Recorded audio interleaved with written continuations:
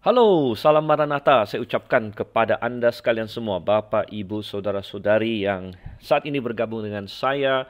Saya adalah Stephen Einstein Liao, salah seorang gembala di Gereja Baptis Independen Alkitabiah Grafe di Sunter, Jakarta. Dan ini adalah salah satu pelayanan dari GBIA Grafe, yaitu rekaman Mutiara Kebenaran. Dan Mutiara Kebenaran adalah program kita untuk membahas kebenaran firman Tuhan secara sistematis dari Kejadian sampai dengan Maleakhi. Jadi ini adalah program penjelasan Perjanjian Lama.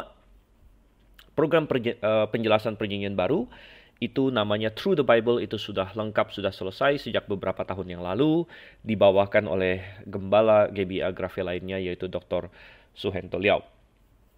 Dan puji syukur kepada Tuhan, program Mutiara Kebenaran juga terus berlanjut.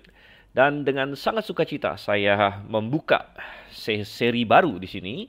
Ini adalah seri kita memasuki pembelajaran Satu Raja-Raja. Ya, Bapak Ibu Saudara yang kasih Tuhan, sungguh indah bahwa kita sudah sampai kepada kitab Satu Raja-Raja. Dan kalau Anda baru saja bergabung dengan kami di dalam Mutiara Kebenaran, Anda bisa tahu bahwa rekaman dari Kejadian, Keluaran, Imamat, Bilangan, sampai terakhir 2 Samuel itu sudah bisa Anda dapatkan. Dan Anda bisa mendapatkan Mutiara Kebenaran ini melalui beberapa cara. Pertama, kita awalnya Mutiara Kebenaran adalah suatu program radio, yaitu radio berita klasik.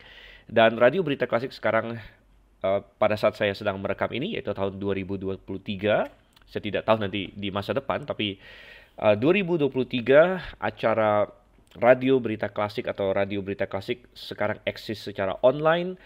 Anda bisa membuka Play Store di Google, di situ Anda mencari app namanya Radio Berita Klasik, dan Anda bisa mendengarkan siaran kita, dan di situ Mutiara Kebenaran ada jam tayangnya. Namun cara yang lebih mudah lagi mungkin untuk mendapatkan Mutiara Kebenaran adalah Anda melihat, yaitu di dalam channel YouTube GBIA Grafe. Di situ ada Mutiara Kebenaran. Dan juga Mutiara Kebenaran diupload ke podcast berupa Spotify dan podcast-podcast lainnya. Nah, puji syukur kepada Tuhan, suatu hal yang sangat indah sekali bahwa kita bisa belajar firman Tuhan. Oleh karena itulah kita menyebut acara ini Mutiara Kebenaran, karena kebenaran adalah sesuatu yang sangat berharga. Kita hidup di zaman sekarang yang sering disebut oleh para filsuf sebagai zaman postmodernisme, ya. Dan di dalam zaman modernisme atau postmodern era, salah satu hal yang menjadi filosofi mendasar adalah sering penyangkalan akan adanya kebenaran yang absolut, ya. Manusia rata-rata tidak mau mengakui bahwa ada suatu standar kebenaran yang harus diterima oleh semua orang. Semua orang hanya berjalan berdasarkan sesuatu yang subjektif, kebenaran yang subjektif. Mereka tidak ada masalah dengan kebenaran subjektif, bahkan mereka sangat senang dengan kebenaran subjektif. Makanya di dunia sekarang ada my truth, kebenaran saya, dan lain sebagainya. Tapi sebenarnya dunia memerlukan suatu kebenaran yang objektif, kebenaran yang menjadi standar bagi semua orang. Karena kalau subjektif, maka semua orang berjalan menurut jalannya sendiri.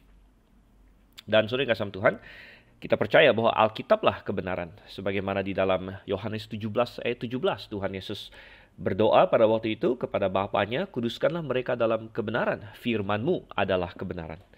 Dan di tengah dunia yang penuh dengan kegelapan, kita bisa menyaksikan betapa kacaunya dunia. Ada perang, ada berbagai kejahatan, ada banyak sekali moral yang semakin menurun dan parah.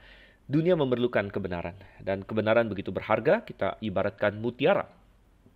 Sebagaimana Tuhan Yesus juga pernah memberikan suatu perumpamaan bahwa hal kerajaan sorga, rahasia kerajaan sorga adalah bagaikan suatu harta yang terpendam, atau bagaikan suatu mutiara yang begitu berharga, yang pantas seseorang untuk menjual semua miliknya untuk membeli mutiara tersebut. Oke, nah, kita masuk ke Satu Raja-Raja dengan Tuhan. Saya tidak akan lama-lama lagi karena materi kita panjang. Jadi kita akan berdoa terlebih dahulu. Bapa di surga, kami mengucap syukur untuk kasih setiamu pada kami. Dan hari ini Tuhan, kami mengucap syukur bahwa kami bisa kembali membuka firman-Mu Dan kami ingin memulai suatu pembelajaran yang baru, kami ingin melihat kitab 1 Raja-Raja. Kami tahu bahwa Engkaulah yang menginspirasikannya, Engkau yang menulisnya. Kami memohon Engkau yang akan membukakan hati dan pikiran kami dan menuntun kami kepada kebenaran-Mu. Pimpin Tuhan, kami berdoa dalam nama Yesus Kristus. Amin. Oke. Dan seperti saya bilang tadi, materi kita panjang karena ada 53 ayat di 1 Raja-Raja pasal 1. Bagi Anda yang baru bergabung, ketahuilah bahwa biasanya kita mencoba menghabiskan satu pasal dalam satu rekaman yang kira-kira kita perkirakan sekitar 1 jam. Memang kadang-kadang bisa lebih sedikit, kadang-kadang agak kurang kalau misalnya pasalnya pendek. Tetapi di Perjanjian Lama, kebanyakan pasal ya cukup panjang gitu. Dan ini juga panjang, dan selain itu, setiap kali kita memulai suatu kitab, biasanya kita harus bicara sedikit mengenai latar belakangnya. Demikian juga dengan kitab Raja-Raja di sini. Perlu diketahui bahwa di dalam teks Ibrani, karena Perjanjian Lama ditulis dalam bahasa Ibrani aslinya, jadi di dalam teks Ibrani, kitab 1 Raja-Raja ini digabung dengan 2 Raja-Raja. Jadi menjadi satu kesatuan di situ. Nah, ketika diterjemahkan ke bahasa lain, yaitu bahasa salah satu terjemahan paling awal dari Alkitab adalah LXX atau yang disebut Septuaginta. Itu adalah terjemahan ke bahasa Yunani. Jadi Perjanjian Lama yang tadinya ada bahasa Ibrani diterjemahkan ke bahasa Yunani, namanya Septuaginta. Karena katanya diterjemahkan oleh 70 orang, makanya Septuaginta artinya 70. Dan di Septuaginta ini dibagi menjadi 2, yaitu 1 Raja-Raja, 2 Raja-Raja, karena ketika menerjemahkan dari bahasa Ibrani ke Yunani, jatuh-jatuhnya lebih panjang. Karena bahasa Ibrani adalah bahasa yang dia ada banyak, dia padat gitu istilahnya. Jadi satu kata di dalam bahasa Ibrani, kalau diterjemahkan ke katakanlah bahasa Indonesia, itu bisa jadi beberapa kata begitu. Dan oleh karena itu, teks Yunani dari Raja-Raja cukup panjang, sehingga waktu itu orang menulis pakai gulungan. Nah, kalau gulungannya terlalu panjang, terlalu besar akan susah. Jadi akhirnya dipisah 2 waktu itu. Akhirnya tradisi itu berlanjut sampai ke kita hari ini, sehingga kitab Raja-Raja kita bagi menjadi 2 ya, 1 Raja-Raja dan 2 Raja-Raja. Dan kita tahu bahwa firman Tuhan diinspirasikan oleh Roh Kudus. Roh Kudus dan Tuhan adalah penulis dari Alkitab, termasuk Tuhan yang menulis 1 Raja-Raja dan 2 Raja-Raja. Tetapi tetap kita bisa bertanya siapa penulis manusianya. Karena Tuhan menulis Alkitab bukan dengan cara melemparkannya dari sorga, jadi Tuhan tulis sendiri di sorga lalu dilemparkan ke bumi. Bukan dengan cara demikian. Tetapi Tuhan memakai manusia-manusia, dan manusia-manusia ini diinspirasikan, diilhami oleh Roh Kudus, sehingga mereka menulis sesuai dengan gaya mereka, sesuai dengan kepribadian mereka, sesuai dengan pengetahuan mereka bahkan. Ya. Tetapi diinspirasikan oleh Tuhan, sehingga mereka mungkin tahu lebih banyak dari yang mereka tahu secara natural, dan mereka menulis dengan benar tanpa kesalahan, dan mereka menulis persis seperti yang Tuhan inginkan. Oleh karena itu kita bisa bertanya, siapa penulis manusia dari 1 Raja-Raja? Nah, jawaban yang simpelnya adalah Alkitab tidak memberitahu kita. Ada kitab-kitab tertentu, terutama di Perjanjian Baru, yang kita bisa tahu persis siapa penulisnya. Karena teks memberitahu kita. Surat-surat Paulus terutama seringkali dimulai dengan salam. Misalnya dari Rasul Paulus, Rasul Kristus Yesus ya kepada siapa? Kepada Timotius, kepada jemaat di Efesus dan sebagainya. Demikian juga surat Petrus ada namanya, surat Yakobus, surat Yudas dan sebagainya. Jadi ada cukup banyak kitab di dalam Alkitab yang ada nama penulisnya. Demikian juga misalnya di Perjanjian Lama. 5 kitab pertama itu ditulis oleh Musa, itu jelas dinyatakan oleh banyak kitab di dalam Alkitab, dan di Perjanjian Baru juga. Kitab Mazmur, banyak Mazmur kita tahu penulisnya, karena ada kata Mazmur Daud, Mazmur Bani Korah, Mazmur Musa, Mazmur Salomo, dan sebagainya. Tetapi ada sekelompok kitab juga di dalam Alkitab yang tidak mencantumkan siapa penulis manusianya. Nah, di satu sisi ini tidak terlalu bermasalah, karena kita tahu siapapun penulis manusianya, jelas Tuhan adalah penulis akhirnya, penulis yang utamanya. Ya, jadi siapapun yang dipakai oleh Tuhan tidak mengurangi atau tidak menghilangkan fakta bahwa ini adalah kitab yang diilhami. Namun demikian cukup menarik bagi kita untuk menyelidiki gitu ya, walaupun tidak tertulis secara eksplisit, tetapi kira-kira siapa yang menulis 1 Raja-Raja dan 2 Raja-Raja. Nah, memang kita tidak bisa berkata secara absolut karena Alkitab tidak mencantumkannya secara absolut, tapi ada beberapa petunjuk. Kita bisa lihat petunjuk dari tradisi, kita bisa lihat petunjuk dari bukti-bukti internal, dan juga dari kitab-kitab lain. Pertama kita mulai dari tradisi dulu. Tradisi orang Yahudi mengatakan bahwa Yeremia adalah penulis kitab Raja-Raja. Ingat bahwa dalam Tanak, yaitu Alkitab Ibrani, mereka sebut itu Tanak ya, TNK, Torah, Nabium, Ketubim. Torah adalah Taurat, Nabium, kitab nabi-nabi, Ketubim adalah tulisan-tulisan suci. Jadi mereka membagi Alkitab mereka menjadi 3 bagian, Tanak di situ. Dan di dalam Tanak, kitab Raja-Raja kan 1. Dan menurut tradisi, Yeremia lah yang menulisnya. Dan kita tahu bahwa Yeremia hidup di akhir dari kerajaan Yehuda sebenarnya. Dia menyaksikan kehancuran kerajaan Yehuda yang dikalahkan oleh Babilonia dan lain sebagainya. Menurut tradisi, dia yang menulisnya. Dan tradisi bukanlah otoritas tertinggi tentunya. Tapi sekali lagi, Alkitab sendiri tidak menyebutkan siapa penulisnya. Jadi, the next best thing istilahnya adalah tradisi ini. Apakah tradisi ini cocok dengan bukti-bukti internal dan lain sebagainya? Ternyata lumayan cocok. Kalau kita melihat kitab Raja-Raja, itu ditulis dari perspektif kenabian, itu memang benar. Ya, jadi ada banyak kisah tentang nabi-nabi. Jadi nabi-nabi utama dinyatakan, bahkan di dalam kitab Raja-Raja ada 2 nabi yang sangat besar yang dinyatakan pelayanan mereka, yaitu Nabi Elia dan Nabi Elisa.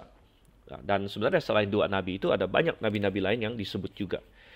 Dan ini adalah perbedaan dengan antara raja-raja dengan Tawarik.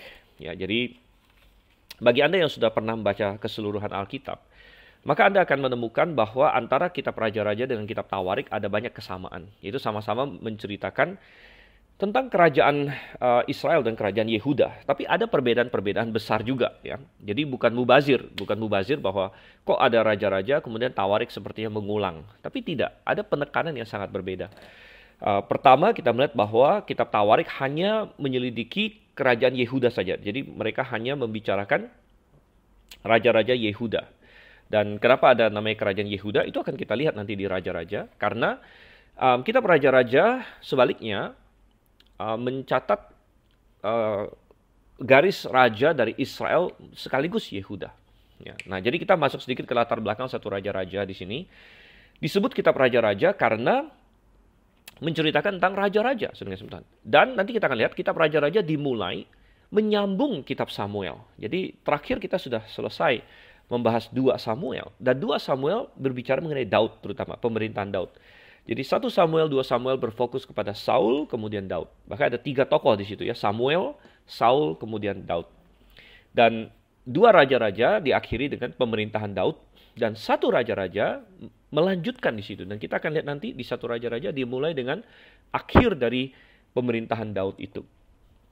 Nah, kemudian di sini 1 raja-raja akan menelusuri raja-raja selanjutnya siapa lagi. Dan kemudian bagaimana kerajaan itu akan terpecah menjadi 2. Itu ya sedikit spoiler, tapi bukan spoiler, artinya mestinya kita sudah tahu kerajaan Israel nanti akan terpecah menjadi 2. Ada kerajaan utara, kerajaan selatan. Dan kedua-duanya diceritakan dalam kitab Raja-Raja. Sedangkan kitab Tawarik hanya menceritakan yang Yehuda saja, yang selatan saja. Itu karena kitab Tawarik ditulis dari perspektif imam. Oleh karena itu kalau kita membaca kitab Tawarik, penekanannya sangat besar adalah tentang bait suci, tentang keimamatan, imam si ini, imam si itu, kemudian tugas-tugas di bait suci dan lain sebagainya. Nah, kitab Raja-Raja ditulis dari sudut pandang kenabian, jadi lebih banyak mengikuti nabi ini, nabi A, nabi B, nabi C, ya, dan bagaimana mereka membantu raja-raja Israel dan raja-raja Yehuda dan lain sebagainya. Oleh karena itu cocok ya bahwa Yeremia di sini dari sudut pandang kenabian. Lagi pula ada satu hal lain lagi, yaitu kalau kita baca dan kita membandingkan di akhir dari Raja-Raja, yaitu 2 Raja-Raja, pasal 24 ayat 18 sampai ayat 30. Jadi pasal terakhir dari 2 Raja-Raja ternyata sama, ya, hampir sama persis, ya, memang tidak sama persis sekali, tapi boleh dibilang 90% sama dengan Yeremia pasal 52. Jadi itu mengokohkan konsep bahwa penulis kitab Yeremia sama dengan penulis kitab Raja-Raja, minimal bagian akhirnya. Nah, oleh karena itu tradisi Yahudi bahwa Yeremia adalah penulis kitab Raja-Raja itu cocok, ya. Tetapi saya bisa menambahkan bahwa karena Yeremia tentu dia hanya satu manusia, sedangkan kitab Raja-Raja ditulis rentang waktu ratusan tahun. saya percaya bahwa Yeremia dibantu oleh nabi-nabi yang sebelumnya. Jadi kita tahu bahwa misalnya di zaman Daud ada Nabi Nathan. Ya, belakangan nanti di zamannya Salomo ada nabi lain lagi di situ yang membantu dia. Kemudian juga di zaman Rehabeam. Jadi ada nabi baik di selatan, baik di utara. Dan saya percaya bahwa nabi-nabi ini yang terus di sepanjang zaman ini, mereka ada meninggalkan catatan. Ya, jadi mereka ada menyumbang catatan yang akhirnya dikumpulkan oleh Yeremia sebagai nabi terakhir sebelum Yerusalem jatuh ke tangan Babel. Dia nabi terakhir. Jadi dia yang mengumpulkannya, dia yang menjadikannya kitab. Ya, jadi kita bisa bertanya, Yeremia tahu dari mana misalnya tentang pemerintahan Salomo? Kan Yeremia tidak hidup di zaman Salomo. Ya, Yeremia tahu dari mana? Raja Ahab, Raja Yosafat dan lain sebagainya. Bahkan Raja Hizkia dan raja yang agak dekat ke dia pun, tapi dia belum lahir pun, bagaimana dia bisa tahu semua itu? Nah, tentu Tuhan bisa singkapkan kepada dia, ya, karena Tuhan bisa menyingkapkan segala sesuatu. Tapi Tuhan juga bisa memakai catatan-catatan sebelumnya yang sudah ditulis oleh nabi-nabi sebelumnya untuk dijadikan pedoman oleh Yeremia di sini, ya.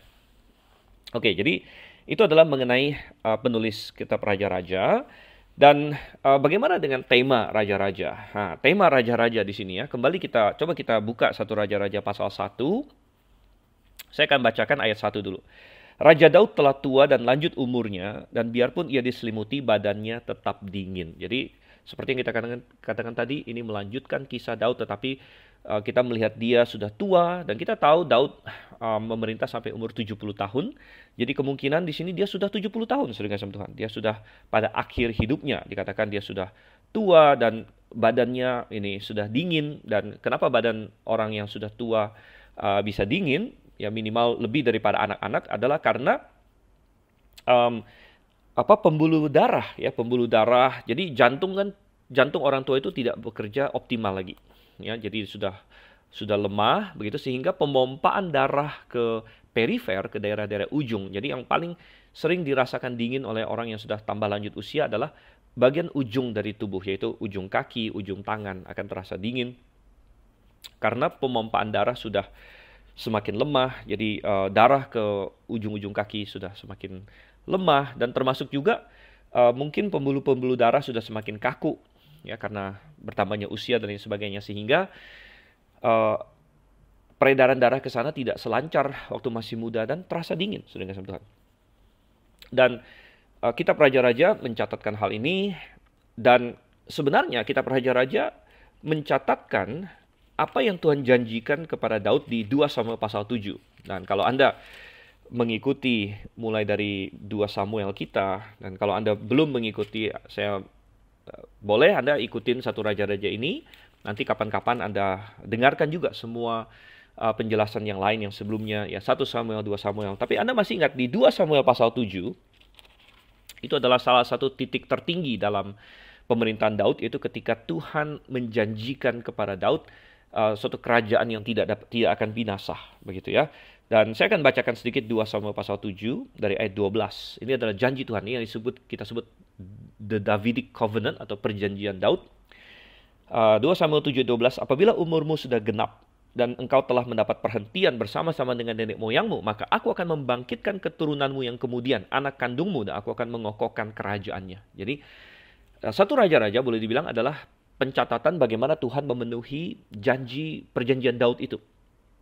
Memenuhi perjanjian Daud kepada Daud, di mana Daud sebentar lagi akan mati, kemudian Tuhan akan membangkitkan anak kandungnya untuk menggantikan dia. Dan ini kontras dengan Saul. Kita masih ingat, Saul memang adalah raja pertama dan Tuhan juga yang pilih dia.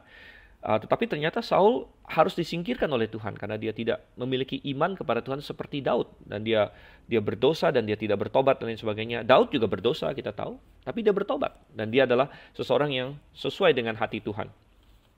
Jadi kitab Raja-Raja akan melihat bagaimana Tuhan menggenapi perjanjiannya kepada Daud. Saya lanjutkan lagi 2 Samuel pasal 7 ayat 13. Dialah yang akan mendirikan rumah bagi namaku, dan aku akan mengokohkan tata kerajaannya untuk selama-lamanya. Ini akan digenapi. Jadi satu Raja-Raja bisa dianggap catatan bagaimana Tuhan menggenapi ini. Ayat 14, aku akan menjadi bapaknya dan ia akan menjadi anakku. Apabila ia melakukan kesalahan, maka aku akan menghukum dia dengan rotan yang dipakai orang dan dengan pukulan yang diberikan anak-anak manusia. Ini juga akan digenapi, ini juga akan dicatat bagaimana keturunan Daud yang mulai dari Salomo dan seterusnya. Ada yang nakal dalam tanda kutip, ada yang menyimpang dari Tuhan dan bagaimana Tuhan akan menghukum mereka. Ini akan terlihat juga.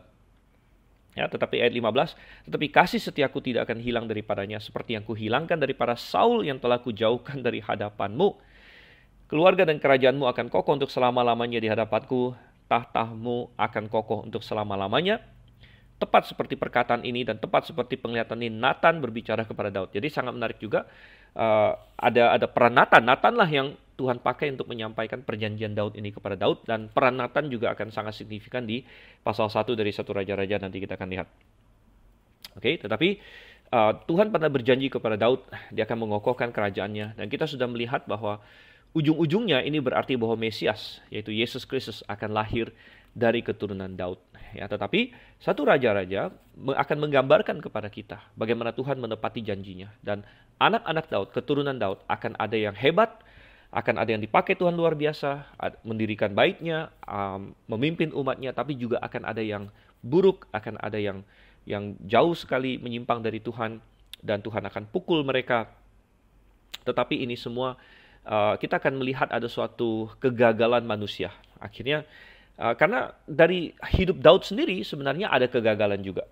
Jadi sambil kita memasuki Raja-Raja dan kita melihat kehidupan Daud, kita mengingat dua hal mengenai dia. Satu, dia adalah orang yang hebat, orang yang sesuai dengan hati Tuhan, orang yang menerima perjanjian Tuhan.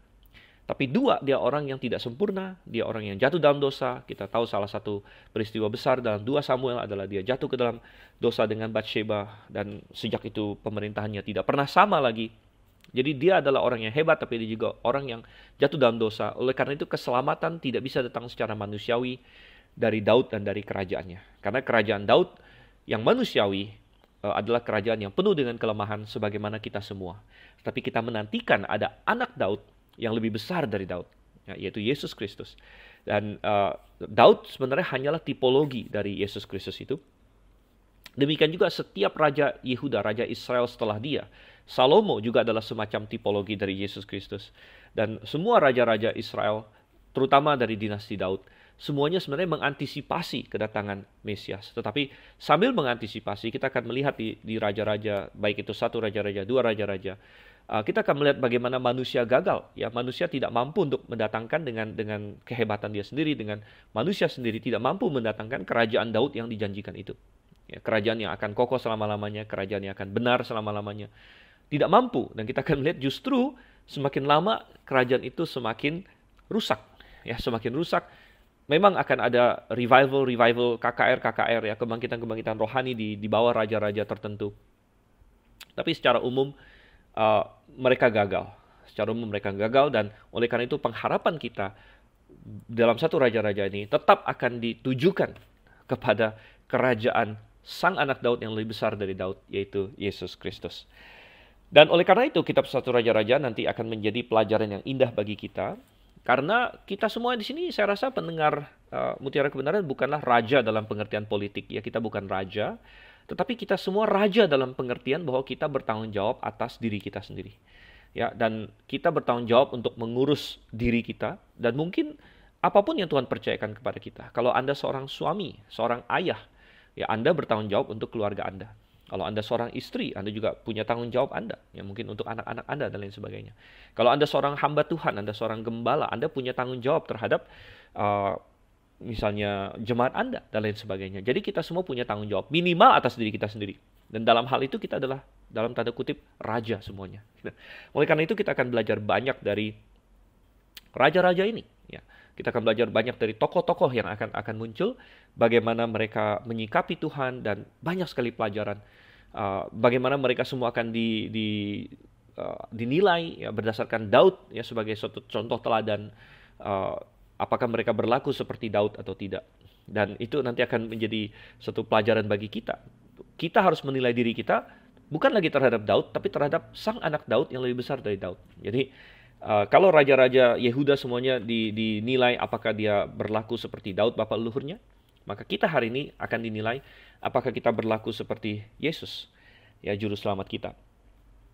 Dan akan ada banyak sekali berkat-berkat rohani yang indah. Oke, jadi luar biasa. Semoga itu menjadi pendahuluan di sini. Cukup panjang pendahuluan kita, tapi kita sudah masuk di 1 Raja-Raja. Kita lihat pasalnya yang pertama tadi, ya. Daud sudah tua, dan kita akan melihat total 14 raja. 14 raja di dalam kitab 1 Raja-Raja. Ya. Dari 14 tokoh di sini, kita mulai dari Daud yang sudah diperkenalkan sebelumnya.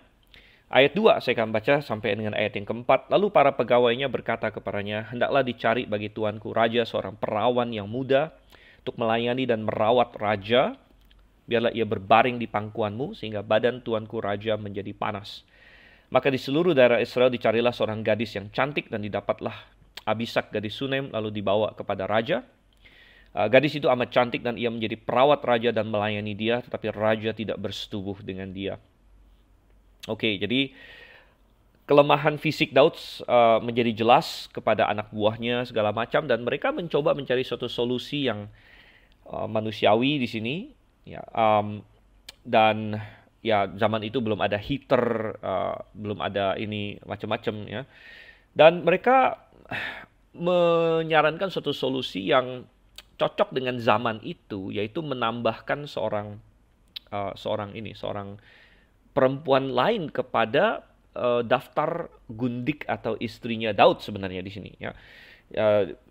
Karena untuk merawat seseorang sedemikian rupa ya diperlukan kebebasan di antara si perawat ini dengan pasiennya begitu ya. Dan dikatakan di sini kan biarlah ia berbaring di pangkuanmu. Di sini ada konotasi seksual sebenarnya, atau minimal ada suatu keintiman lah begitu.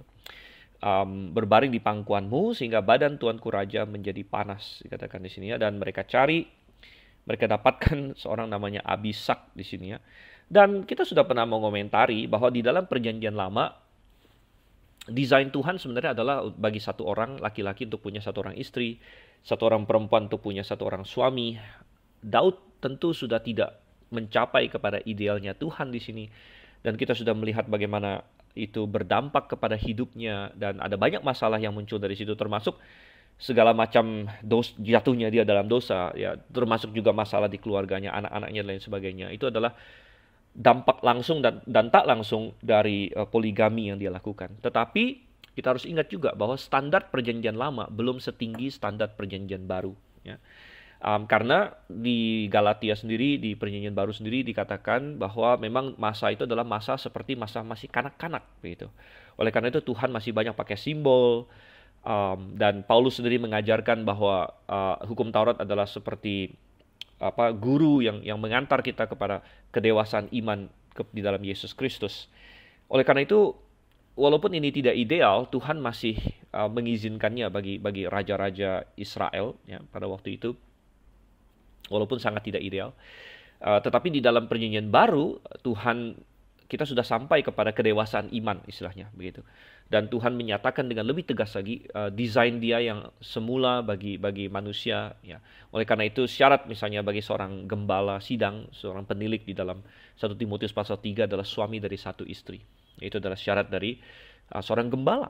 Anda berkata kenapa gembala harus suami dari satu istri, sedangkan Raja Israel dulu ya dia bisa punya istri banyak. Ya sekali lagi ada perbedaan di sini ya, ada perbedaan zaman, ada perbedaan zaman di situ, perbedaan kedewasaan iman lah di orang-orang zaman perjanjian lama dengan orang-orang zaman perjanjian baru di sini ya. Dan ternyata memang Abisak ini toh ya dikatakan di ayat yang keempat, walaupun dia sangat cantik menjadi perawat raja, tapi raja tidak bersetubuh dengan dia. Ya, ini menunjukkan kondisi Daud yang sudah secara fisik lemah di sini ya, dan dia tidak dalam kondisi untuk bersetubuh lagi rupanya di sini ya. Oke. Dan kita lanjutkan di ayatnya yang kelima di sini dan seterusnya. Saya akan bacakan dulu. Lalu Adonia anak Hagit meninggikan diri dengan berkata, aku ini mau menjadi raja. Ia melengkapi dirinya dengan kereta-kereta dan orang-orang berkuda, serta 50 orang yang berlari di depannya. Selama hidup Adonia, ayahnya belum pernah menegur dia dengan ucapan, mengapa engkau berbuat begitu? ia pun sangat elok perawakannya dan dia adalah anak pertama sesudah Absalom. Dengan kondisi Daud yang sudah semakin menurun secara fisik, maka pertanyaannya secara natural beralih kepada siapa yang akan menggantikan Daud di sini. Dan yang terakhir adalah Absalom berusaha untuk salah satu anak Daud sendiri. Ya. Absalom berusaha untuk menggulingkan ayahnya. Dan ya itu merupakan suatu peristiwa yang sangat traumatis pastinya bagi Daud dan keluarganya. Karena mereka semua harus lari. Termasuk semua anak Daud yang lain pasti lari bersama dengan dia waktu Absalom menguasai Yerusalem dan lain sebagainya. Dan ketika Daud sudah tua di sini, mungkin ada banyak orang bertanya-tanya apakah bisa kerajaan ini dilanjutkan tanpa penumpahan darah, tanpa maksudnya dengan aman dan nyaman lah begitu ya. Dan kita mendapatkan di sini Adonia di sini ya dikatakan meninggikan dirinya. Nah, pertama siapa dulu Adonia? Adonia adalah anak Hagit, dia adalah anak Daud tentunya, dari istrinya yang bernama Hagit. Kita tidak tahu apa-apa tentang Hagit di sini. Tetapi memang dia ada dalam daftar nama di 2 Samuel pasal yang ketiga ketika ada daftar tentang anak-anak Daud yang lahir bagi dia di Hebron di situ.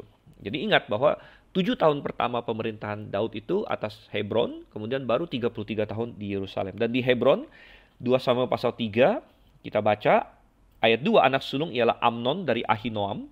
Amnon mati dibunuh oleh Absalom. Jadi dia sudah tidak ada. Ya. Anak yang kedua ialah Kileab dari Abigail, bekas istri Nabal. Dan Kileab ini kita tidak pernah baca apa-apa lagi tentang dia. Nama lain dia adalah Daniel, dari kitab Tawarik kita tahu. Jadi kesimpulannya Kileab ini kemungkinan mati pada saat dia masih muda. Ya, karena kita tidak baca apa-apa tentang dia. Dan ini sangat disayangkan mungkin karena Abigail kita tahu ibunya adalah seorang yang berhikmat. Jadi kemungkinan mestinya anaknya berhikmat gitu ya. Tapi dia meninggal sepertinya. Ini adalah inferensi kita. Kemudian yang ketiga adalah Absalom. Oke, Absalom anak dari Maaka, anak perempuan Talmai, Raja Gesur. Jadi ibunya adalah seorang putri boleh dibilang. Oleh karena itu Absalom, karena Amnon tidak ada lagi, ya Kileab tidak ada lagi, Absalom merasa dia yang sudah paling tua, dia mestinya dia jadi raja, dan dia mencoba memberontak. Tapi Absalom mati, dibunuh oleh Yoab ya, dalam pemberontakan itu. Nanti kita akan singgung itu sedikit. Nah, yang keempat, ayat 4 adalah Adonia, anak Hagit. Ya, jadi dia adalah yang paling besar berikutnya. Nah, adalah sangat natural bagi orang zaman itu, ya berdasarkan kebiasaan dari bangsa-bangsa dan lain sebagainya, bahwa anak yang pertama lah yang akan mewarisi kerajaan gitu. Tetapi ingat bahwa Tuhan tidak mau Israel itu seperti bangsa-bangsa lain gitu. Dan ini salah satu hal yang Tuhan tidak suka ketika orang Israel minta raja dari Samuel berpuluh-puluh tahun yang lalu, karena mereka melakukannya karena mereka ingin menjadi seperti bangsa-bangsa lain. Ya, padahal Tuhan tidak mau itu terjadi. Ya, Tuhan ingin Israel menjadi bangsa yang spesial. Jadi bukan otomatis anak pertama yang menjadi raja, mestinya anak yang dipilih oleh Tuhan. Ya, Tuhan itulah caranya bahwa Israel bisa menjadi monarki, tetapi sekaligus terus masih di bawah pimpinan Tuhan. Yaitu kalau Israel membiarkan Tuhan yang menentukan raja mereka siapa, seperti Daud misalnya.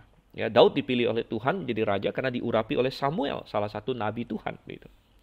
Jadi Adonia, kalau kita kembali lagi ke satu raja-raja di sini, dia berpikir seperti bangsa-bangsa pada umumnya.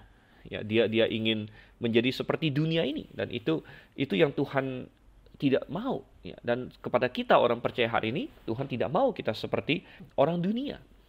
Di dalam Injil, ketika murid-murid Tuhan, 12 rasul pada waktu itu berdebat mengenai siapa yang paling besar di antara mereka.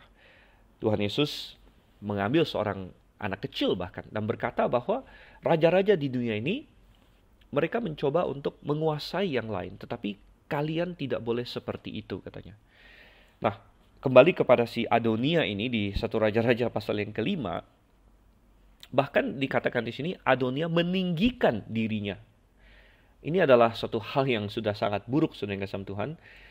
Alkitab berulang kali memperingatkan kita agar kita jangan meninggikan diri kita sendiri. Saya akan coba buka beberapa ayat firman Tuhan untuk dijadikan renungan bagi kita. Misalnya di Mazmur, kita akan lihat. Mazmur pasal 75.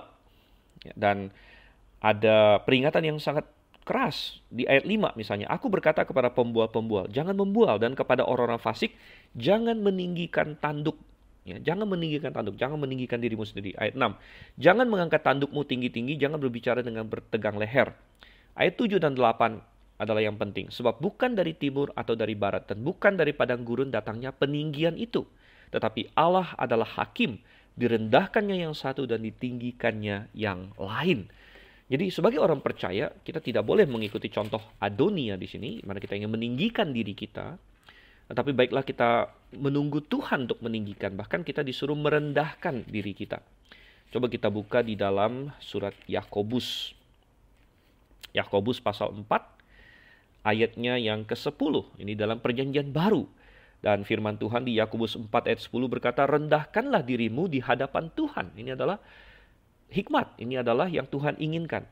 Dan Ia akan meninggikan kamu. Jadi, mari kita berlomba-lomba merendahkan diri. Bukan rendah diri dalam pengertian kita minder, atau kita tidak berani untuk Tuhan. Tapi rendah diri dalam pengertian kita paham bahwa kita bukan siapa-siapa kalau bukan karena kasih karunia Tuhan. Kita datang dengan penuh ucapan syukur. Kita berkata bahwa Tuhan, Engkaulah yang kiranya meninggikan aku. Begitu. Itu adalah sikap yang benar. Jadi kembali lagi ke 1 Raja-Raja pasal 1 ayat 5 di sini. Adonia mau meninggikan diri. Dia mau menjadi raja. Tapi dia tidak bertanya kepada Tuhan. Tuhan, apakah engkau ingin aku menjadi raja? Apa kehendakmu bagi hidupku? Itu dia tidak minta persetujuan Tuhan di sini. Tapi dia berkata, aku ini mau menjadi raja. Ya. Kemudian kita baca lagi, ia melengkapi dirinya dengan kereta-kereta dan orang berkuda. Setelah 50 orang yang berlari di depannya. Nah, ini juga bukan hal yang bagus karena rupanya dalam hal ini dia meniru Absalom. Coba kita buka di dalam 2 Samuel pasalnya yang ke-15 di sini ketika Absalom memberontak kepada Daud. Apa yang kita baca di situ? 2 Samuel 15 ayat 1. Sesudah itu Absalom menyediakan baginya sebuah kereta serta kuda dan 50 orang yang berlari di depannya. Sangat mirip sekali dengan apa yang dilakukan oleh Adonia. Nah, padahal tadi sudah kita sebut, Adonia termasuk salah satu yang merasakan pemberontakan Absalom. Dia termasuk salah satu yang lari bersama dengan bapaknya Daud. Dia tahu pengkhianatan Absalom sedemikian rupa, tetapi dia meniru Absalom di sini. Dia meniru Absalom dengan melakukan hal yang sama, melengkapi diri dengan kereta, ya, dengan 50 orang yang berlari di depannya, dan lain sebagainya. Ayat yang ke-6 kita membaca satu hal yang luar biasa, bahwa Adonia tidak pernah ditegur oleh bapaknya. Dan ini menunjukkan kegagalan Daud ya sebagai seorang ayah. Daud adalah pribadi yang hebat dalam banyak hal, dalam peperangan dia, dalam iman dia kepada Tuhan, dalam pemerintahan dia juga banyak melakukan hal hebat. Tetapi secara domestik, di dalam hidup keluarganya, dia banyak melakukan kegagalan. Ya. Dan salah satunya adalah karena nomor satu itu tadi, dia sudah gagal dalam desain Tuhan mengenai laki-laki dan perempuan. Dan ketika Anda punya begitu banyak istri, dengan begitu banyak anak, maka perhatian yang bisa Anda berikan kepada tiap-tiap anak sangat minim. Dan padahal peran seorang ayah dalam kehidupan seorang anak itu sangat penting sekali. Untuk memberikan batasan-batasan, untuk menegur dan lain sebagainya. Betapa pentingnya ya, orang tua menegur anaknya, ini jelas di dalam ayat ini. Jangan terlalu memanjakan anak. Dan di zaman modern sekarang ini, kecenderungan kesalahannya adalah bagi orang tua untuk terlalu memanjakan anak. Gitu. Ada orang tua yang terlalu keras pada anak, kita tahu itu, ya, anak digebukin, dihabisin, ya. Tetapi di zaman modern itu lebih jarang lagi. Mungkin di zaman-zaman dulu oke, ada, ya. Tapi di zaman modern sekarang jarang ada orang tua yang kesalahannya di ekstrim yang satu itu. Ya. Kebanyakan kesalahan zaman sekarang adalah terlalu memanjakan anak, tidak memberikan ketegasan, ya, tidak mengajarkan yang tegas, yang benar, menghukum pada saatnya, mendisiplin pada saatnya. Jarang orang tua yang berlaku seperti itu karena itu adalah pekerjaan yang sulit memang. Ya, dan itu adalah pekerjaan yang karena kita diajar untuk mengasihi anak kita dan kita merasa kita tidak mau menyakiti anak kita. Padahal teguran adalah salah satu bentuk kasih yang sangat penting. Gitu. Kemudian dikatakan lagi ia sangat elok perawakannya. Jadi mirip dengan Absalom. Absalom juga sangat elok perawakannya dan ini sangat masuk akal karena Daud adalah seorang yang ganteng boleh dibilang, elok perawakannya dan dia punya istri pasti semua cantik-cantik semua. Jadi kalau bapaknya ganteng, mamanya cantik ya, boleh dikatakan saya yakin hampir semua anak Daud elok perawakannya di sini. Adonia dipuji di sini, elok perawakannya. Tetapi bagaimana kita menganalisis elok perawakan di sini? Kita melihat ada orang-orang yang elok perawakan dan ternyata bagus beriman. Contohnya adalah Daud sendiri. Mungkin Salomo juga, ya pasti orang yang tampan dan lain sebagainya. Tapi kita juga melihat banyak orang yang jatuh karena keelokan perawakannya yang hebat dan lain sebagainya. Banyak orang yang jatuh. Absalom, Adonia, dan kecantikan atau kegantengan atau perawakan fisik bisa menjadi suatu kutukan juga. Ya.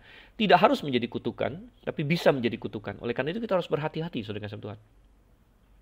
Ada begitu banyak orang yang karena dia cantik ya, misalnya kalau perempuan, karena dia cantik, akhirnya dia menjadi sombong, dia menjadi dia tahu dia memegang kendali atas perhatian banyak orang dan lain sebagainya, dan itu membuat dia masuk ke satu jalur tertentu begitu.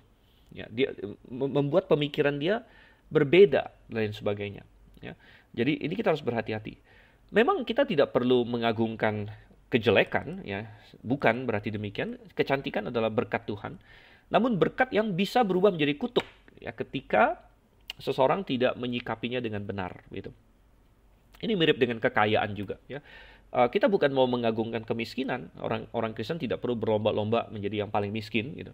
Tapi kita juga harus paham bahwa kekayaan bisa menjadi kutuk, ya, ketika kekayaan itu memimpin kita menjauh dari Tuhan.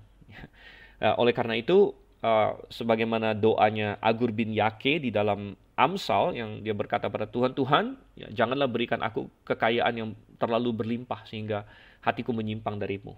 Tapi jangan juga berikan aku kemiskinan, katanya, ya, supaya aku tidak menista namamu.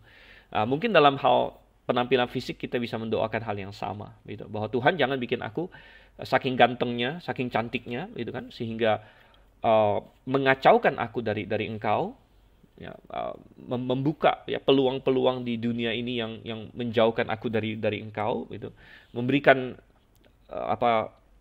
istilahnya godaan yang terlalu besar. Dan tapi kalau misalnya engkau diberkati Tuhan oleh kekayaan yang begitu hebat atau penampilan fisik yang begitu hebat, pakai itu untuk Tuhan.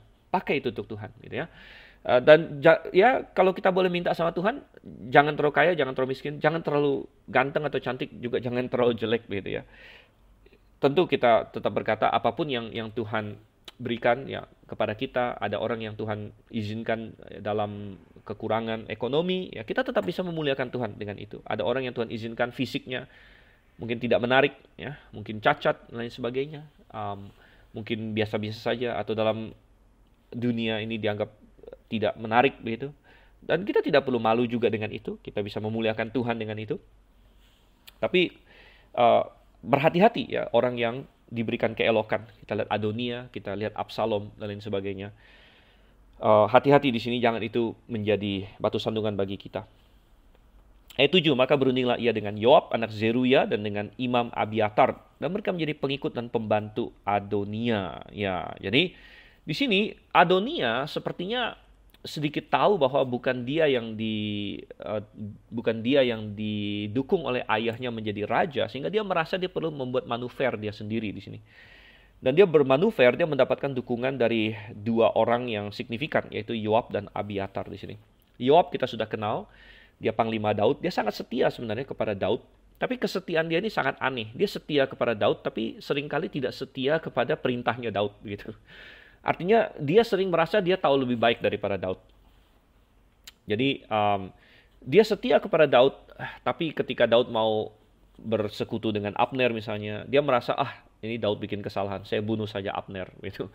Ketika Daud mau mengasihani Absalom, ya dia bilang enggak, ini kesalahan Daud, jadi dia membunuh Absalom. Dan solusi dia banyak membunuh, termasuk dia membunuh si Amasa juga. Jadi tidak heran bahwa Yoab di sini mungkin dia berpikir bahwa Daud membuat kesalahan kalau Daud memihak kepada Salomo, dan dia memihak kepada Adonia di sini, ya, Adonia. Dan Adonia mungkin merasa senang Yoab berpihak pada dia karena Yoab punya istilahnya pengaruh di pasukan, ya. Nah, Abiatar di sini juga menarik. Abiatar adalah imam yang telah mengikuti Daud ya dari masa mudanya, waktu mereka masih lari sana sini dari Saul. Abiatar adalah sisa ya, karena bapaknya dan seisi rumahnya dibunuh oleh Saul. Dia adalah satu-satunya yang tersisa ya, dari nabi, dari jalur Itamar sebenarnya di situ. Tetapi ingat bahwa ini menggenapi nubuat nabi tentang Imam Eli yang disampaikan oleh Samuel bahwa Tuhan akan menyapu dan membuang semua keturunan Imam Eli. Dan Abiatar adalah yang tersisa sebenarnya. Dan karena insiden ini, karena dia akhirnya berpihak kepada si Adonia, akhirnya tergenapi penuh nanti ya bahwa Abiatar pun nanti akan dipecat dari imam. Tetapi menarik sekali bahwa kenapa Yoab dan Abiatar mau berpihak pada Adonia? Yang nomor satu mungkin mereka sendiri belum mendengar dari Daud ya siapa ininya penerusnya, dan mungkin mereka berpikir wajar saja mendukung Adonia sebagai yang sulung. Tetapi kalau itu adalah motivasi mereka, sekali lagi mereka menunjukkan kesalahan. Mereka berpikir bahwa Israel seperti bangsa-bangsa lain, di mana harus ada kayak semacam persaingan antar putra-putra raja, padahal semestinya tidak. Dengarkan saja firman Tuhan, gitu kan? Dengarkan saja petunjuk Tuhan, siapa yang menjadi raja. Tidak perlu diperebutkan, apalagi sampai berperang dan lain sebagainya. Ya, minta petunjuk Tuhan, apalagi Israel penuh dengan nabi-nabi, maksudnya adalah nabi-nabi yang akan Tuhan bangkitkan bagi Israel untuk menunjuk siapa selanjutnya. Dan mungkin ada sedikit juga begini, Yoab dan Abiatar adalah orang-orang yang merasa mereka tergusur oleh pendatang baru. Ya. Abiatar merasa tergusur oleh Zadok, ya, karena belakangan ada seorang imam lain, Zadok. Nah, Zadok ini dari jalurnya Eliezer. Kita tahu bahwa Harun punya 4 anak. Nadab, Abihu mati duluan karena kesalahan, kemudian Eliezer dan Itamar. Nah, sebenarnya jalur imam besar pertama lewat Eliezer dulu. Ya, Eliezer, kemudian Pinehas, lain sebagainya. Tapi entah kenapa di tengah-tengah beralih ke jalur Itamar. Gitu ya, sampai ke Imam Eli. Imam Eli adalah jalur Itamar. Tapi kemudian karena kesalahan Hofni dan Pinehas, Tuhan bilang, aku akan hilangkan jalur itu dan balik lagi ke jalur Eliezer. Dan Zadok ini dari jalur Eliezer. Dan Abiatar bisa jadi mirip dengan Adonia, kan? Adonia berpikir kalau Salomo yang menggantikan saya, karena belakangan kita akan baca Salomo di sini, maka sepertinya dia yang lebih tua, tapi kok dia tersingkir oleh Salomo begitu kan? Dan Abiatar juga mungkin merasa begitu, bahwa dia belakangan ini mulai tersingkir oleh Zadok. Yoab juga demikian, ya. Yoab berpikir bahwa dia yang sudah jadi panglima Daud dari kapan ke kapan tersingkir, dan beberapa kali Daud mau menyingkirkan dia, ya, dengan Abner lah, dengan si Amasa terakhir itu. Dan belakangan ini juga mungkin ketentaraan makin banyak dikelola oleh orang-orang lain seperti Benaya dan lain sebagainya. Jadi kita melihat bagaimana secara manusiawi dua orang ini, Yoab dan Abiatar, yang merasa tersingkir oleh pendatang baru. Mereka secara manusiawi memihak kepada Adonia yang juga merasa dia disingkirkan atau dilewatkan demi pendatang baru, yaitu Salomo di situ. Dan kita baca ayat yang ke-8, tetapi Imam Zadok dan Benaya bin Yoyada dan Nabi Nathan dan Simei dan Rei dan para pahlawan Daud tidak memihak kepada Adonia. Jadi menarik, kita bisa melihat siapa yang mendukung, siapa yang tidak mendukung, siapa yang diajak oleh Yoab, siapa yang tidak diajak oleh Yoab, begitu kan? Zadok tidak mendukung Adonia. Ya, kita sudah melihat Zadok dengan Abiatar tadi sudah kita singgung sedikit. Benaya bin Yoyada adalah kepala dari pasukan orang Pleti, orang Kreti, yang adalah boleh dibilang kayak pas pampres pengawal pribadi Daud. Ya. Yang menarik, Nabi Nathan. Nabi Nathan ini tokoh yang signifikan. Dia adalah penasihat rohani Daud. Dia yang mendatangkan tadi perjanjian Daud. Ya. Kemudian dia yang menegur Daud waktu dia jatuh dalam dosa. Dan ada satu insiden lagi yang sangat menarik, yaitu ketika lahir Salomo. Coba kita baca di sini di 2 Samuel. Ada satu insiden yang akan membantu kita memahami kenapa Salomo nanti ya, yaitu di 2 Samuel pasalnya yang ke-12 di sini ya. Dan kita tahu bahwa anak pertama Daud dengan Batsheba mati, tapi kemudian Daud dan Batsheba punya beberapa anak lagi ya. 2 Samuel 12 ayat 24 kita membaca, Daud menghibur hati Batsheba istrinya, ia menghampiri perempuan itu dan tidur dengan dia, dan perempuan itu melahirkan seorang anak laki-laki. Lalu Daud memberi nama Salomo kepada anak itu. Tuhan mengasihi anak itu, dan dengan perantaran Nabi Nathan yang menyuruh menamakan anak itu Yedija oleh karena Tuhan. Jadi sebenarnya melalui Nathan di sini sudah ada indikasi dari Tuhan bahwa Salomo lah yang dikasih nama oleh Tuhan. Tidak ada anak Daud yang lain yang dikasih nama oleh Tuhan. Dan dikatakan Tuhan mengasihi anak ini, Yedija, melalui Nabi Nathan dikasih nama Yedija, yang artinya dikasihi ya oleh Yehova. Dan ini sudah indikasi kuat bahwa Tuhan mau menunjuk Salomo sebagai penerus Daud di sini. Jadi Nabi Nathan jelas tidak mendukung Adonia. Ya, kemudian Simei dan Rei kita tidak tahu persisnya siapa dia. Mungkin dua orang ini adalah salah satu pejabat-pejabat di sini. Dan para pahlawan Daud tidak memihak pada Adonia. Dan ini mengingatkan kita sedikit di pembahasan di 2 Samuel 23 yang lalu, di mana ada daftar pahlawan-pahlawan Daud. Tapi nama Yoab tidak masuk di situ. Padahal Yoab jelas adalah seorang pahlawan juga sebenarnya. Bagaimana dia bisa menjadi panglima ya kalau dia tidak dihormati oleh pasukan. Tapi sepertinya nama Yoab dihilangkan dari daftar pahlawan setelah yang terakhir ini, yaitu dia mendukung Adonia. Gitu. Sehingga karena dia mendukung Adonia, nama dia akhirnya hilang dari daftar pahlawan. Sehingga dikatakan di sini para pahlawan Daud tidak memihak kepada Adonia. Oke.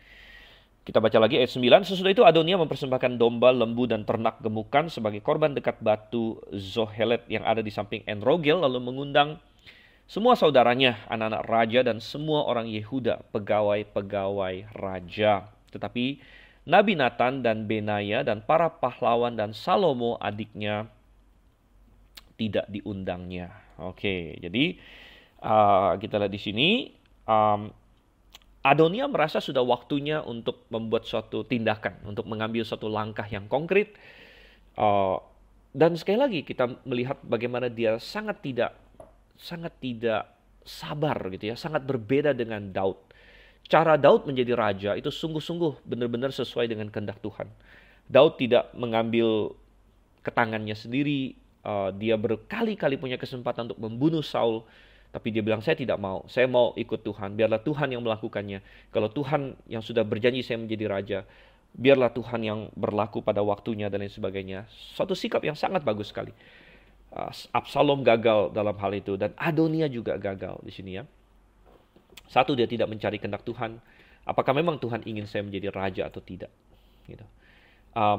Dan dua, dia tidak menunggu waktu Tuhan. Dan mungkin dia melihat, wah Daud sebentar lagi sudah mau mati, sudah sangat lemah, ini saatnya bagi saya untuk bertindak. Dan dia membuat suatu rencana rahasia di sini. Kita baca di ayat 9, dia mengumpulkan orang-orang. Ya, dia mengundang, katanya di ayat 9, mengundang semua saudaranya. Jadi semua saudaranya berarti anak-anak Daud yang lain, anak-anak raja, ya, semua orang Yehuda. Tentu semua orang Yehuda maksudnya tokoh-tokoh tertentu ya, bukan literal semua orang Yehuda. Semua orang Yehuda yang terpandang, ya.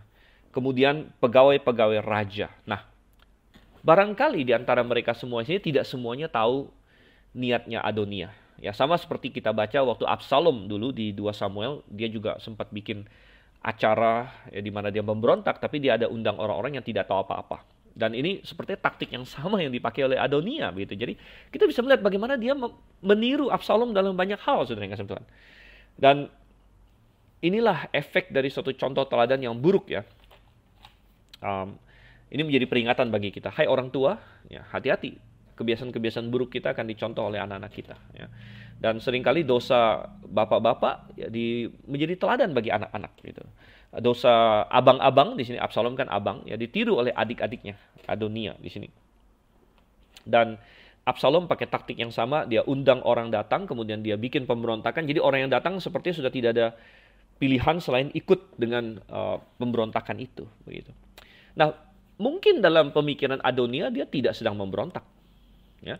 Tentu Adonia sedikit beda dengan Absalom, di mana Absalom sampai mau membunuh bapaknya. Nah, dalam pemikiran Adonia dan mungkin dalam pemikiran Yoab dan Abiatar, ya mereka tidak seperti Absalom bahwa mereka bukan mau membunuh Daud. Gitu. Daud memang sudah sebentar lagi akan mati dengan sendirinya, gitu.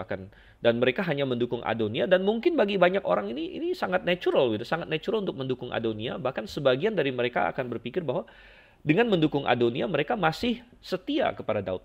Ya, mereka masih setia kepada Daud. Mereka mendukung anaknya yang selanjutnya akan menjadi raja dan sebagainya. Tapi apapun pembenaran yang mereka lakukan, satu hal yang mereka lupakan adalah mereka lupa bertanya kepada Tuhan sebenarnya. Sebenarnya Tuhan adalah raja sebenarnya dari Israel di sini.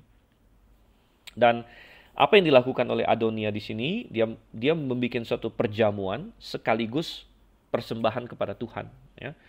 Jadi double fungsi di sini, bikin suatu perjamuan, tentu semua orang suka perjamuan, tapi dengan menjadikan itu suatu korban kepada Tuhan, ingin seolah-olah memberikan suatu cap persetujuan Tuhan gitu. Adonia ingin menampilkan seolah-olah dia adalah orang yang rohani dan yang mengikuti Taurat Tuhan dan yang disetujui Tuhan. Ini kesan yang dia mau berikan ya kepada orang-orang dengan membuat suatu perjamuan dan juga dengan mempersembahkan domba, lembu dan ternak lain sebagainya. Sangat menarik di mana dia melakukannya, yaitu katanya di dekat batu Zohelet yang ada di samping Enrogel. Ya, kita tidak tahu apa-apa tentang Zohelet, batu Zohelet atau apapun itu. Tapi Enrogel sudah muncul. Dan kalau Anda masih ingat, ingatan Anda masih tajam, waktu kita membahas 2 Samuel, waktu Absalom ya menguasai, kembali ke masalah Absalom di sini ya. Waktu Absalom menguasai Yerusalem dan Daud harus lari ke sana kemari, Enrogel adalah tempat di mana tempat rahasia. Enrogel adalah tempat rahasia di mana si anaknya Abiatar dan Zadok di sini ya. Coba kita buka di 2 Samuel. 2 Samuel ini pasal 17 di sini ya. 2 Samuel 17 ayat 17. Yonatan dan Ahimaas menunggu di Enrogel. Jadi Enrogel adalah wilayah di luar Yerusalem tapi tidak terlalu jauh, di mana mestinya waktu Daud lari dari Absalom di situ, kalau ada berita rahasia apa-apa, harus disampaikan kepada Yonatan dan Ahimaas yang menunggu di Enrogel di situ, kemudian mereka akan sampaikan kepada Daud. Jadi Enrogel adalah semacam tempat pertemuan rahasia di situ. Dan menarik sekali bahwa Enrogel kembali dipakai sebagai tempat suatu semacam konspirasi rahasia di sini antara Adonia dengan orang-orang tertentu yang dia undang. Dan sekali lagi di ayat 10 kembali dikatakan Nabi Nathan, Benaya, dan para pahlawan tidak diundang, tetapi ada satu penambahan nama, yaitu Salomo adiknya tidak diundang. Nah, ini sangat signifikan ya, bahwa Salomo adiknya tidak diundang, mengindikasikan bahwa Adonia sebenarnya tahu bahwa Salomo tidak mungkin ikut begitu. Salomo tidak mungkin mendukung dia, dan itu berarti bahwa Adonia tahu bahwa Daud sebenarnya mencanangkan Salomo untuk menjadi raja begitu. Minimal dia ada sedikit tahu tentang hal itu atau sedikit mencurigai itu, dan mestinya Adonia tanya langsung kepada bapaknya begitu. Mestinya ini tidak dilakukan secara rahasia seperti ini. Bukankah Daud adalah bapaknya sendiri? Baiklah dia datang kepada Daud. Kalaupun memang Daud memilih Salomo, ya Adonia bisa bertanya kepada bapaknya mengapa dan lain sebagainya, dan kenapa Tuhan memilih Salomo, kenapa Daud memilih Salomo. Dan mestinya Adonia bisa menggumulkan hal ini dengan Tuhan dan berdoa kepada Tuhan dan bertanya kepada Daud bapaknya. Tapi dia tidak. Dia memilih jalan pemberontakan dan kita akan melihat akibatnya. Oke, saudara kasih Tuhan, saya rasa kita akan stop sampai di sini hari ini. Memang saya dari awal agak ragu bahwa kita bisa selesai pasal ini hari ini karena kita harus bicara soal pendahuluan dan lain sebagainya. Tapi saya lihat kita baru sampai ayat 10, masih ada banyak sekali bahan yang akan kita bahas di sini. Oleh karena itu, kita akan stop sampai di sini hari ini. Jadi pasal 1 ini kita bagi menjadi 2, pendahuluan dan ayat 1 sampai 10. Kemudian di sesi selanjutnya kita akan lanjutkan ayat 11 sampai ayat yang ke-53. Masih banyak yang akan kita bahas. Bukan saja di pasal ini, tapi juga di pasal-pasal selanjutnya. Sisa hidup Daud, kemudian nanti Salomo, dan raja-raja selanjutnya. Begitu banyak pelajaran yang indah. Saya katakan bahwa 1 raja-raja, 2 raja-raja penuh dengan pelajaran, saudara kasih Tuhan. Saya yakin saya sendiri akan mendapat banyak berkat ketika mempelajari dan kemudian membagikannya dengan Anda sekalian. Dan saya yakin dan percaya Anda juga akan mendapat banyak berkat. Oleh karena itu, tune in terus, ikuti terus, ya, dan paling utama adalah cari terus kebenaran Tuhan, ya, dan lakukan kebenaran Tuhan. Lakukan kebenaran Tuhan dalam kehidupan Anda, lakukan kebenaran Tuhan dalam berjemaat Anda, cari gereja yang alkitabiah, cari pengajaran yang alkitabiah, cari perbuatan yang alkitabiah, dan sampai Tuhan bertemu kembali. Kita ketemu lagi di sesi selanjutnya. Saya Dr. Stephen Einstein Liao undur diri dulu. Maranatha.